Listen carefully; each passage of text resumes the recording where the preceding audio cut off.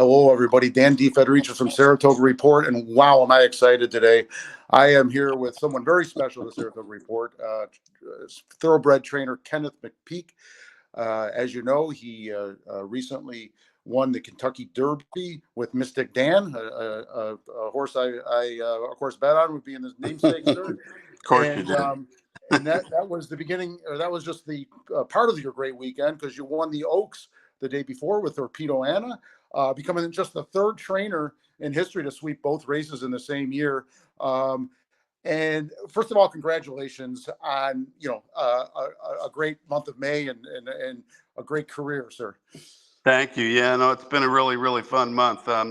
It's such a difficult sport to begin with, but when it all comes together like that, it's been a pretty magical month for sure. And we're just got to keep working at it. We're setting up our barn here in Saratoga now, so there's plenty of work to do yet. But yeah, it's been fantastic. Thanks. What update can you give us on Mystic Dan? How is he doing? He came out of the Preakness really good. Right now we're undecided on what we're going to do on the next race. We've got let's just say we want to make sure that we've got a good horse later in the year, and so we want to make sure we don't run him back too quick. But right now we'll probably wait another week or 10 days before we decide whether we go or not. But real good problem to have. We'd like to win a couple more grade ones with him, and like to think he could make the Breeders' Cup Classic by fall. Okay, terrific. And so can I press you a little bit? Is there a reasonable chance, assuming he's healthy, that he'll race at Saratoga in some grade one race coming up?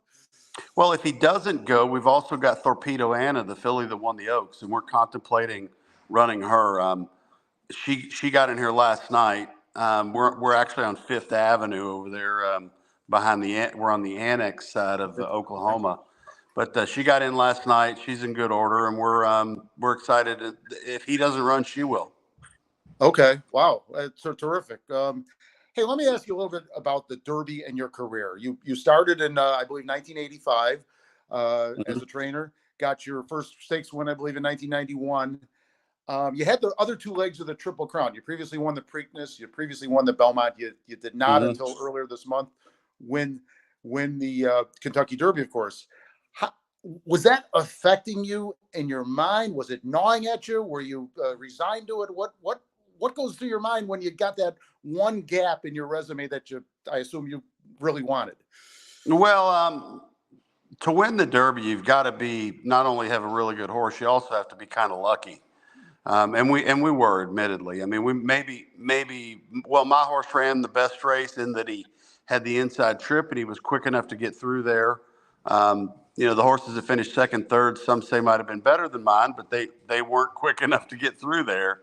So it all has to come together. But no, you really worry about one horse at a time. You don't necessarily worry about personal goals in this game. If you take care of the horse, then the personal goals come, I suppose. But I've always felt like I was going to win a Derby. I just didn't know when or how. And I've always bought the kind of horses and tried to be around the kind of horses that would take me there. And you're in many ways a reflection of your clientele and the job you do at horse sales. And so in this case, a lot came together. And the Oaks filly's been amazing too. I was second in the Oaks 3 times before finally winning it this year. And that was a race that had kind of been a little more frustrating for me than the Derby. But you still have to go one horse at a time, and you got to learn from each one and do right by each one. Okay. That segues me into another question I was going to ask in a few minutes, but you have a reputation for buying moderately priced horses and getting them to stakes, graded stakes races and winning some of them. Can you comment on that? How you've been able to do that? Well, I've been a student of pedigree since I was a kid. I've always studied the way horses were made, and I think there's a pattern to all of it, how they're made, how they move, and how they're bred. And I think there's a rhyme and a reason to all that. And so I guess you could say, to some extent, it's kind of a chess match, and you're trying to figure out where all the pieces need to go. And you got to think 3 steps ahead, and it's I find it's a very analytical game. It's not something that you just throw money at. It's something that you really have to figure out. Excellent. Well, thank you. That's I appreciate this insight. Let me ask you a question about racing in general. There's been a lot written about racing's demise, but there's been some good news this year, right? Starting of course with your wins, but generally we got a beautiful new facility going up at Belmont Park. The changes at Pimlico, the new track at Gulfstream, and in general the success of racing in Kentucky. Would you want to comment on that or add anything to my list? Well, I think horse racing has a couple of issues that they need to sort out. I think they make it too difficult for fans to watch. I believe that we need to make the whole process of watching a race very easy. And I actually built an app called Horses Now. It's on the iPhone and Android stores. But horse racing needs to learn to grow its base. And we've been kind of in a contracting downward spiral as far as the number of fans as a percentage of the U.S. population it's really decreased. And whereas baseball and basketball and football have ramped up their sports, horse racing's kind of struggled. And I think that it's because we don't have a central office. There's really not a, how do you put it? It really isn't organized as well as maybe some of the other major sports. So I don't know what the answer is to all that, other than I've tried to do my part. We've got this app grows 7,000 new users a month. You probably haven't even heard of it. Matter of fact, we never even mentioned it before we came on. But we believe it's an international product, and that's kind of my passion project. And I think we're doing a good job growing it. But the fan base has got to grow for it to go to another level. Yeah. No, I am familiar with your app. I think you started maybe 2013, 2014. I hope I'm reasonably correct there. And I do have it on my phone. Good. So yes, good for you. You're a trainer, an entrepreneur, a tech entrepreneur. I hire people that are techies. Okay. Let me just ask you one question as you look back over your career. Can you point to one thing that allowed you to break through and begin the rise to the top? A single horse, a single owner, a change in philosophy. Could you point to one or two things? Well, Roy Monroe was the first client that ever gave me an opportunity to buy yearlings, and that's really what my forte is buying young horses at auction. And I convinced Roy when I was in my mid-20s, to let me go to the yearling sale and buy him one horse. And so he gave me what today would be almost a comical budget, $6,000 budget. And I went out and bought him a very good filly named Warside that ended up running out a list of stakes wins and stakes places. And Warside kind of propelled me. Excuse me, I've got a big dog here. I can tell. Sonny, come here. So Warside propelled me to get Roy to let me go back again, and he subsequently allowed me to buy some colts at auction. And I bought him. He said he only wanted to go to 20,000. I bought him Tahano Run, who ended up second in the Kentucky Derby. So even as a young trainer, I had a pretty good eye for it. And actually now here I'm 61 today, and my eye's a lot better now than it's ever been when I'm looking at horses. So that horse gave me those two horses gave me kind of a little bit of a push. And of course, when you do it once, they consider you lucky. And if you do it twice, they go, well, he might be really lucky. But when you do it 3 and 4 and 5 times, all of a sudden they go, well, he might be pretty good at that. So, and you know what my daily motto is finding good horses, nice horses for nice people. I really get a lot of pleasure out of winning big races for nice people. And I think it's a great equalizer. It's not necessarily how much you spend, it's how you spend it. And I like stealing horses at auction and then subsequently stealing big races with them. You talk about nice people. 2 years ago, I was with my daughter, 2 or 3 years ago. She was 7 at the time.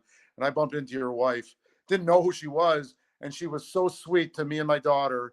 And Yes. my daughter was kind of intimidated walking into the paddock, and she just talked to us and said us at ease, and didn't tell me later until who she was. So Yeah. you have a reputation of being a good guy in the industry, and take it from me, your wife does as well. So I appreciate that, and I appreciate that you live here part of the year. You own a house here. You're not just some guy that brings horses here. Tell us about your experience in Saratoga. How you like living here part of the year. Well, Sherry's the best selection I ever made. Okay. But we lived on Fifth Avenue for a while back in, I think we bought that house in 2008 or nine. And then, I really found Fifth Avenue a little too close to work. And so Sure. yeah, we actually own a couple of homes here. One we bought Mrs. Payson's old house on Salem, and actually Sherry's in the process of remodeling that home. And Okay. we were gonna live there, but then subsequently we had an opportunity to buy a house on Fish Creek, and so we live just north of Harvest and Hearth, and it's our little slice of heaven. It's very quiet out here, and I just got home from the stables, and yeah, we love Saratoga. I mean, I can drive this town blindfolded, and love going to SPAC. I mean, we rarely, if we can get a good concert, we go to SPAC regularly. All the favorite restaurants, whether it's Harvest or Hearth or 15 Church or Pinnell's. We love Pinnell's. It's definitely, it's not I'm originally from Lexington, Kentucky, and Okay. Sherry's originally from Louisville, but we love Saratoga, especially during the summers, and we bring all our family up here. It's not unusual for us to have a boat full of people out on the lake. That's kind of our getaway, but it's wonderful, wonderful town. I love that you live here. I didn't know you owned that many homes here over the years. I just have two more questions. Thank you for your time today. You operate racing partnerships under Magdalena Racing. Could you explain a little bit about Magdalena Racing? Well, pretty simple. Back in the downturn in the economy back in 2008, I had bought a list of horses that normally would have been relatively easy to place, and people got hesitant and weren't really investing in horses during that particular slump in the stock market. But I started offering 20% shares, and they're kind of like starter homes. If you've never owned a horse, you want to kind of ease into it. Sure. There's a lot of terminology. It's not a excuse me one second. Sonny, come here. Sonny, come here. Sorry, he sees somebody outside. As a public service, I'm going to tell people, do not try to burglarize your home. He's a big one too. But the partnerships have been a lot of fun for people, and they start people off in racing because it's a big investment. It's intimidating. It can be very difficult for those that have never done it before. But what it allows is for new people to come in and kind of ease into the water as opposed to diving head first. And we try to teach everybody about the racing. Sonny, come here. Hey, Sonny, here's the big dog. Come here. Oh man, that's Sonny was on national TV the other day, so he's kind of popular. Sit down and relax. That's a yellow lab, is that? Yeah, he's a yellow lab, and of course it's hard to keep him out of the lake, right? I've got a black lab that was trying to get in there yesterday, and it was kind of yucky, and I had to yank him. Yeah, no way. We let him go out there. He actually harasses the kayakers and they come by on these little float things, and he'll swim out and get on the floats with them. But the Magdalena Racing partnerships are a fun way to get into it. And for example, Torpedo Anna was a Magdalena Racing. What I'll do is I'll go to a horse sale, and if I see a horse that looks like it can run, then I'll purchase it on my own account. And typically we keep equity anywhere from 10 to 20% of each horse. So we're in there with you.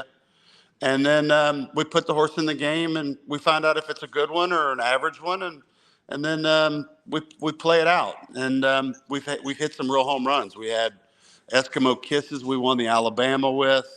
I could get Pure Fun. We won the Hollywood Starlet Grade 1. Defining Purpose was a Ashland winner, Grade 1 winner. You know, I could go on and on and on, all the good ones, and they're not typically big money horses. I like to gamble on the modest price horses and then find out if they're any good, and if they're not, then we run them in a claiming race, or in some cases retire them to good homes. But it's all a process. There's a lot to learn about the sport. You can't learn it by just coming in and spending a boatload of money. You really need to ease into it.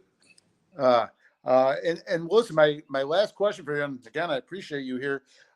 We know about Mystic Dan. We know about Torpedo Anna. This year at Saratoga, what are some other horses in your barn that may be below the radar at this point? Maybe some 2-year-olds that you're excited about. I've got a long list of really nice 2-year-olds. I tend to be very conservative with my young horses every spring, though. I'm not a 4.5 furlong, 5.5 furlong trainer. I like it when they run longer. I believe that they stay healthier when you stretch them out. The pace of those races is kinder. I don't know. I've got a list of horses for Harold Lerner, Scott Leeds, Fern. So at this point in time, I'm a little bit wide open on which ones are going to be the really good ones. We haven't pressed on any of them, so we really don't know their limits. And I'm not really going to do any of that until after the 1st of July. So we've got another probably 6 weeks till we start really asking them. And what I want them to do is I want them to be better horses in the fall of the year, when the Breeders' Cups close, and when Sure. a lot of the high level races that take you into the next spring. And that's what's that's how we ended up in the Derby Oaks this year, is because we approached it that way with Mystic Dan and Torpedo. But it's a game of failure. You're going to lose more races than you win, but you win enough to matter. And back to the property, I want to just explain that to you real quick. My mother told me when I was young, she said, "Son, when you win a race or races, don't put your money into fast cars. Don't put your money into pretty girls unless you intend on marrying them. Put your money into the stock market and property. Neither go down." Wow, smart woman. Yes. So every time we race, like for example, we keep a home in New Orleans, and we've got a farm in Lexington. So I've put my money into property since I was in my 20s. And I'm real proud of the really great setup, probably as good a setup as any trainer in America. But, it's about quality of life. And I'm not much to live in an apartment everywhere I go. And, I don't like renting anything. If I can help it, I'd prefer to purchase. But it's been an interesting career, an interesting trip. And I think I'm good for about 10 more years. Okay. Well, I certainly wish you luck for that stretch and longer, but especially this Saratoga season and into the fall. I wish you the best of luck and congratulate you again on what's been a great 2024 for you so far. And I hope the second half of the year is just as good to you. I was hoping you would announce today that Mystic Dan was running in the Belmont, but on my show, but I know you're not ready to do that yet. So no, we'll draw that out a little bit. There's no rush on any of that, and there's ownership to discuss all that with, and that's a decision that I need to make with them privately. But maybe we'll see some of you out on the lake. If you see a tall, bald guy with a little beard, maybe a little bit heavier than he should be, that'd be me. Might be going through. I guess it's called. It was 550. It was Lake Local. Now it's Lago. We roll through there, and we go down to Sandy Bay with all the kids and the grandkids. So we really enjoyed out there. Okay, well, I hope to see you on the lake because I'll be there as well. My boat is on the water. Usually it takes me till June, but I'm a few weeks ahead of myself this year. Thanks. All right, sounds good. Thank you for joining us. Thank you. All right, Dan. All right, Take care. see you. All right, bye.